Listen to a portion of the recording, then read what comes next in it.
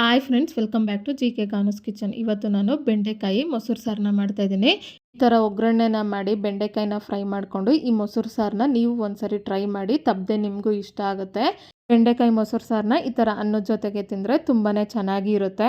ಮೊದಲಿಗೆ ಈ ಥರ ಬೆಂಡೆಕಾಯಿ ಮೊಸರು ಸಾರನ್ನ ಮಾಡೋದಕ್ಕೆ ನಾನಿಲ್ಲಿ ಒಂದು 10 ಪೀಸ್ ಆಗೋಷ್ಟು ಬೆಂಡೆಕಾಯಿನ ತೊಗೊಂಡು ಒಂದ್ಸರಿ ನೀಟಾಗಿ ತೊಳೆದು ಈ ಥರ ಸಣ್ಣ ಸಣ್ಣ ಪೀಸಾಗಿ ಕಟ್ ಮಾಡಿ ಇಟ್ಕೊಂಡಿದ್ದೀನಿ. ಈಗ ಈ ಥರ ಕಟ್ ಮಾಡಿದಂಥ ಬೆಂಡೆಕಾಯಿ ಪೀಸ್ನ ತೆಗೆದು ಈ ಥರ ಒಂದು ಪ್ಯಾನ್ನ ತೊಗೊಂಡು ಸ್ಟವ್ನ ಆನ್ ಮಾಡಿ ಅದಕ್ಕೆ ಸೇರಿಸ್ಕೊಂಡು ಮಿಕ್ಸ್ ಮಾಡ್ಕೊತ ಈ ಬೆಂಡೆಕಾಯಿನೆಲ್ಲ 2 ರಿಂದ 3 ನಿಮಿಷ ಈ ಥರ ಫ್ರೈ ಮಾಡ್ಕೊಂಡಾದ್ಮೇಲೆ ಈಗ ಈ ಥರ ಫ್ರೈ ಮಾಡಿದಂಥ ಬೆಂಡೆಕಾಯಿನ ಸಪ್ರೇಟಾಗಿ ಈ ಥರ ಒಂದು ಪ್ಲೇಟ್ಗೆ ಹಾಕಿಟ್ಟಿದ್ದೀನಿ.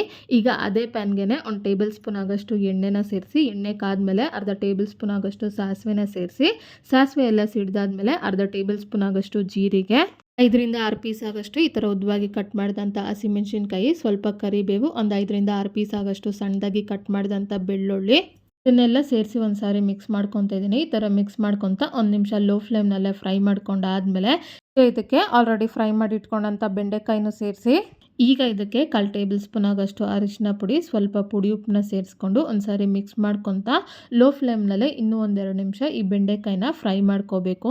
ನೋಡಿ, 2 ನಿಮಿಷ ಆದಮೇಲೆ ಬೆಂಡೆಕಾಯಿ ಎಲ್ಲ ಈ ಥರ ಫ್ರೈ ಆಗಿದೆ. ಈಗ ಸ್ಟವ್ನ ಆಫ್ ಮಾಡಿಕೊಂಡು ಇದು ಕಂಪ್ಲೀಟಾಗಿ ತಣ್ಣಗಾಗೋ ತನಕ ಹಾಗೆ ಬಿಡಬೇಕು. ಈಗ ಈ ಮೊಸರು ಸಾರನ್ನ ಮಾಡೋದಕ್ಕೆ ಅರ್ಧ ಲೀಟ್ರ್ ಆಗೋಷ್ಟು ಮೊಸರನ್ನ ತೊಗೊಂಡು ಈ ಥರ ಒಂದು ಬೌಲ್ಗೆ ಹಾಕಿ ಇಟ್ಟಿದ್ದೀನಿ. ಅದಕ್ಕೆ ಸ್ವಲ್ಪ ನೀರನ್ನ ಸೇರಿಸ್ಕೊಂಡು ಈ ಥರ ಮಿಕ್ಸ್ ಮಾಡ್ಕೊತಾ ಇದ್ದೀನಿ.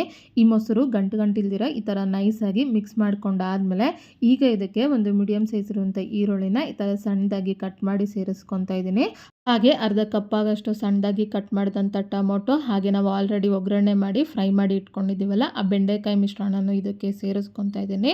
ಈಗ ರುಚಿಗೆ ತಕ್ಕಷ್ಟು ಪುಡಿ ಉಪ್ಪು, ಹಾಗೆ ಸಣ್ಣದಾಗಿ ಕಟ್ ಮಾಡಿದಂಥ ಕೊತ್ತಂಬರಿ ಸೊಪ್ಪನ್ನ ಸೇರಿಸ್ಕೊಂಡು ಈಗ ಒಂದು ಸಾರಿ ಇದನ್ನು ಮಿಕ್ಸ್ ಮಾಡ್ಕೊತಾ ಇದ್ದೀನಿ. ಈ ಥರ ಮಿಕ್ಸ್ ಮಾಡಿಕೊಂಡ್ರೆ ಬೆಂಡೆಕಾಯಿ ಹಾಕಿ ಒಗ್ಗರಣೆ ಮಾಡಿದಂಥ ಮೊಸರು ಸಾರು ಈ ಥರ ರೆಡಿ ಆಗುತ್ತೆ.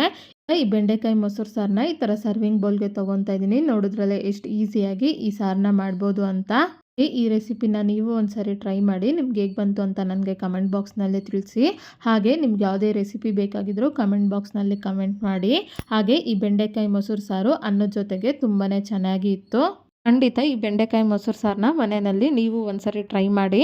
ಈ ರೆಸಿಪಿ ನಿಮ್ಗೆ ಇಷ್ಟ ಆದಲ್ಲಿ ಲೈಕ್ ಮಾಡಿ, ಶೇರ್ ಮಾಡಿ, ಸಬ್ಸ್ಕ್ರೈಬ್ ಮಾಡಿ.